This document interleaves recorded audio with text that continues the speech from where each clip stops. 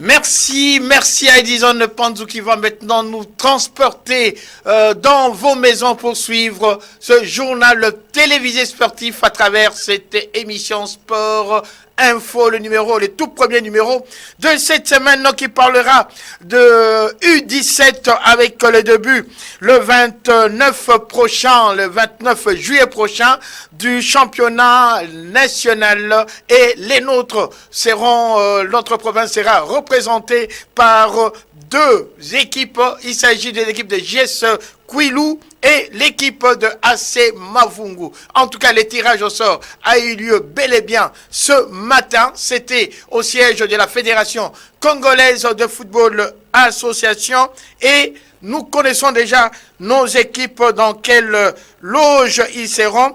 Comme je vous l'ai dit tout à l'heure, il y aura le début, c'est le 29 juillet, et il y aura 4 groupes. Dans le premier groupe, on retrouve, le Congo central est intéressé dans ce groupe, car on retrouve notre équipe de JS Kwilu, de la cité de Kwilungongo.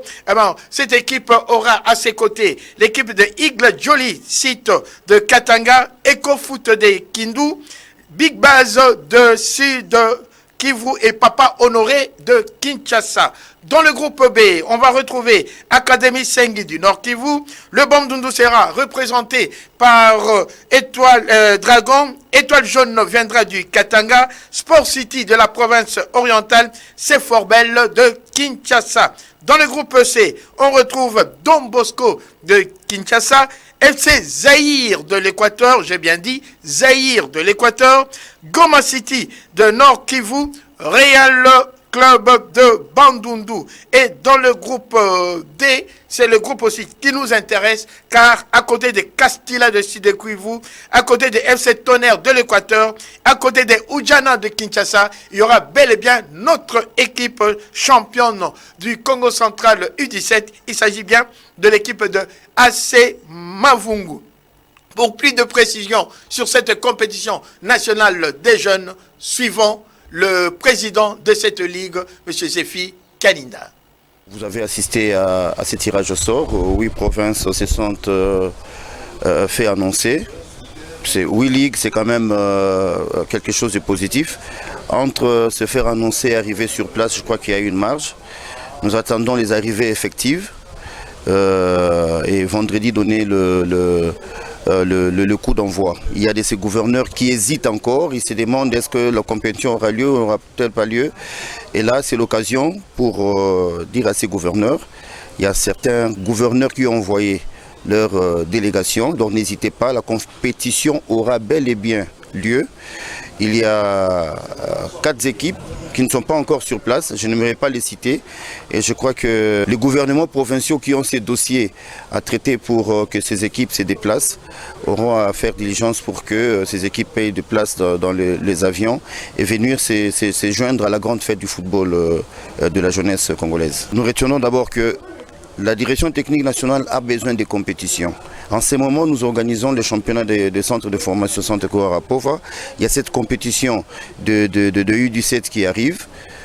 Avec nos équipes nationales, nous devons arrêter de croire qu'il y aura des générations spontanées.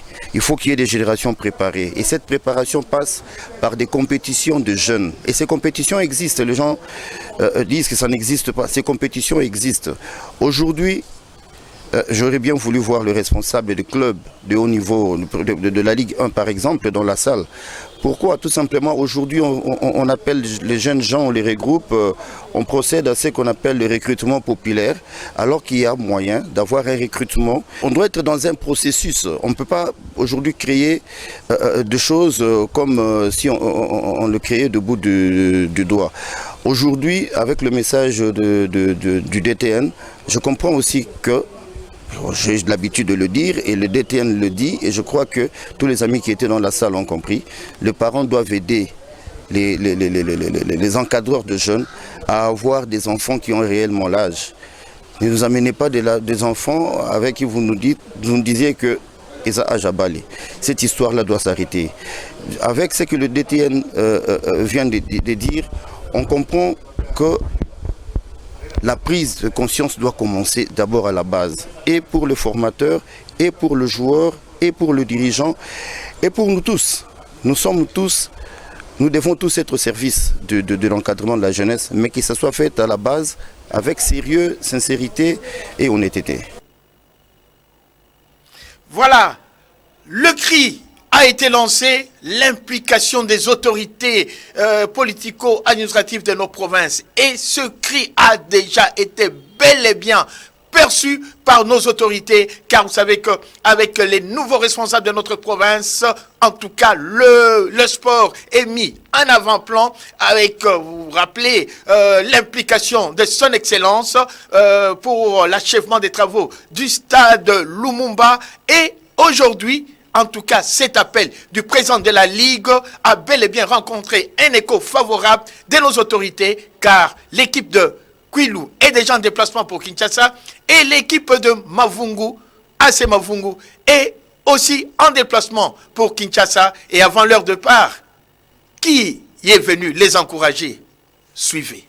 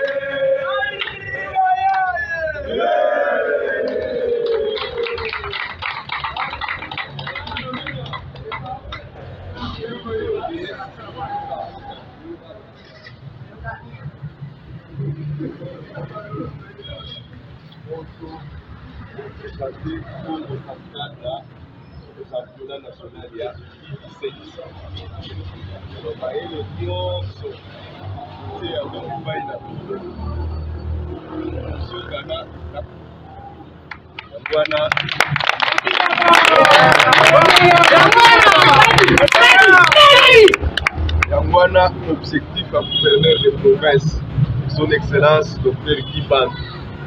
Omoni à peine à Kotina, Moussala. Moussala qui n'a vu nos awa. Les allées qui sont pas si pour l'équipe la puissance, même athlète, ça va participer, nous va voyager, mais qui passe. Autant au gouverneur Kiban ailleurs, à ABC Piso, objectif de Sali. Donc la couverture digitale et la tenue. Il y a une question pour voir. Papa n'a vu à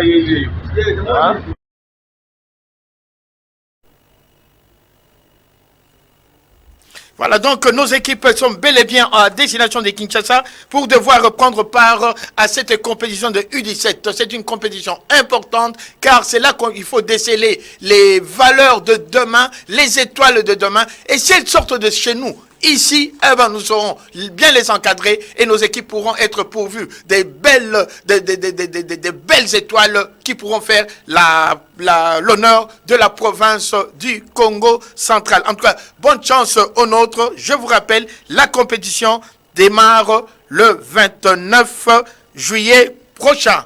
Allez, nous passons maintenant à la page de Léopard. Eh ben, l'équipe nationale de Léopard A' est déjà à pied d'œuvre pour devoir préparer le match contre le Tchad. Vous savez que c'est un match important car c'est ce match qui va amener notre équipe au niveau de l'Algérie, Chan Algérie 2023. Et vous savez que la République démocratique du Congo a un passé élogieux dans cette compétition, car à 2 reprises nous avons déjà eu à remporter cette compétition. Et surtout, la première a été remportée par le nôtre. Voilà pourquoi nous mettons maintenant du sérieux pour devoir préparer cette compétition. Et l'entrée en matière, ça sera contre l'équipe du Tchad à la fin du mois d'août. Le match aller, ça sera au niveau à l'extérieur et le match retour, ça sera ici chez nous. En tout cas, Otis Ngoma, qui est aux commandes de cette équipe, est en train de mettre tout en œuvre pour devoir faire que notre équipe nationale puisse faire une belle sortie, deux belles sorties, ça il faut le dire, face au Tchad avant de devoir prétendre aller en Algérie. Et déjà, au courant de en cette fin de mois, il y aura le déplacement pour Brazzaville où l'équipe aura à rencontrer en match amical nos adversaires, les Congolais d'en face, avant le retour de ce match amical ici. Mais il y avait eu un problème. Le problème, c'était quoi? C'est qu'ils étaient 44 joueurs à devoir être retenus, présélectionnés, et on a retenu que 28 joueurs. Et sur les 28 joueurs, lorsqu'on est venu pour devoir la dernière vérification, on a vu que Patou et Bunga n'étaient pas là parmi ces joueurs. Patou et Bunga est parti, on a posé la question de savoir où est-ce qu'il est alors qu'ils sont internés à l'équipe, à l'hôtel Campo. En tout cas, il n'y avait aucune explication. On a cherché Patou Kabangou. On ne l'a pas retrouvé. On l'a appelé, on ne l'a pas retrouvé. Alors, Patou Kabangou a été sanctionné et sorti de cette liste de 28. Ils sont restés à 27. Mais par après, Patou Kabangou est revenu le lendemain et il s'est adressé à la nation, il s'est adressé à tout le monde, au staff technique, et il a expliqué les raisons de son absence le jour du contrôle de tous les joueurs. Suivons Patou et Bunga. Merci peuple congolais, nous sommes bonjour, bon dimanche, la bonne place nous sommes Azali. D'abord, message on a lancé Azali que le moment déjà si na ba réseaux sociaux n'engagent circuler que Bunga Azali exclu, on a eu moi pour éclaircir moi pour comprendre quoi. Bon, Azali qui vit que dans la urgence par rapport à Yandako familial, donc je peux dire comme ça. Et que on a sali ezali qu'il fallait avertir les dirigeants au bazali wana papa ou rôle au bazali wana mais na ça on te vu que panique na joie qui pour na que ne ko arranger problème wana. Bon, tant que na reconnaître tant que humain na reconnaître que na fautif par rapport à Bongo, donc na yé prêt à na rôle ba parents na ngai na s'excuser pour nous moi na so commettre erreur. Excusez, bon tant que bango pe bazali que tout d'abord parole de Dieu yango bafandi singai malgré tout na punition mais bafandi singai singai te yoza cadre okoki ko pesa exemple moi ma BTV en plus au l'équipe nationale au maman c'est une équipe nationale en plus aux capitaine avec club donc ça m'a choqué par rapport à erreur mususu na quoi commettre il y a Bongo donc on a eu qu'on s'est présenté excuse nangai d'abord na ba collègue nangai et na staff mobimba na bino presse et na peuple congolais nyonso d'abord tout ça la pour la nation d'abord tout qui kolinga te que tout gâcher drapeau en mboka d'abord merci. Voilà, après ces excuses, après avoir présenté ces excuses, après avoir donné, avancé ses justifications, eh ben, la Fédération congolaise de football Fédération congolaise de football association vient de prendre la décision de devoir pardonner à Patou et Bunga. En effet, la FECOFA a pris acte de ses excuses, a pris acte de ses justifications. Alors, Patou et Bunga a bel et bien rejoint la tanière des léopards à prime. Il est donc parmi les 28, mais en tout cas, on lui a dit que sur ses primes, il y aura quelque chose qui sera retenu. Comme ça, ce sera une leçon pour les autres, car on ne peut pas être dans un internement. On est interné quelque part, on sort comme on veut, on fait ce qu'on veut. En tout cas, ce n'est pas inadmissible. Allez, bonne chance donc à nos léopards. De Léopard, nous nous rendons maintenant au niveau des assemblées générales. Vous savez que chez nous ici, nous avons parlé de l'assemblée générale de l'équipe de Veti Club. Nous avons parlé de l'assemblée de Even. Dernièrement, nous avons parlé de l'assemblée de dernier club Motema Pembe. Mais les choses ne semblent pas très bien tourner rond du côté de cette équipe chère à notre ami Serge de la STP, de notre ami Jerry Milambo, car il y a eu une autre réunion très importante, convoquée cette fois-là par M. Jean-Thomas Ndongala, l'un des cofondateurs du club vert et blanc, dans laquelle tous les administrateurs, je dis bien tous les administrateurs du DSMP sont convoqués pour le 31 juillet. À l'ordre du jour, l'évaluation des assises des assemblées générales électives tenues le 20 juillet et qui a porté Paul Kassemé à la tête d'un club Motema et Motema Pembe. Malgré cette élection, les clubs imaniens semblent maintenant être plongés dans une crise car pour ces administrateurs, cette assemblée a été illégale.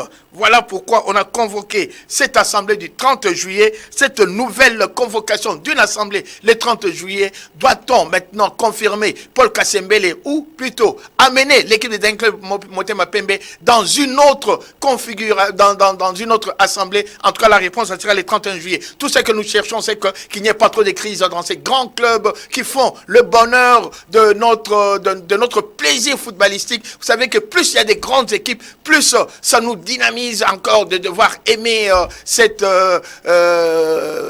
discipline, car lorsque vous n'avez qu'un seul club au pays, vous n'avez qu'un seul club dans la ville, il n'y a pas cette rivalité, on ne vibre pas. On doit vibrer. Voilà pourquoi nous tenons à ce qu'il y ait de l'ordre dans 20 clubs, qu'il y ait de l'ordre dans Mazembe, qu'il y ait de l'ordre dans des clubs Motema Pembe, dans Maniema, pour que nous puissions assister à des gros spectacles tels que nous les vivons à l'extérieur du pays. Et ce spectacle, c'est entre autres lorsque on sait que dans quelques jours, il y aura un Barcelone-Real de Madrid. Et là, tout le monde vibre. Nous aimerions aussi, dans notre pays, que nous puissions vivre avec de 20 clubs contre Dering, Mazembe contre Lupopo. Ça sera une bonne chose. Tiens, puisque je parle de Barcelone contre l'équipe de Real de Madrid, c'est vous dire que la première confrontation, elle était en amical, a bel et bien eu lieu dans la nuit de samedi à dimanche. Barcelone face à l'équipe de Real de Madrid, c'était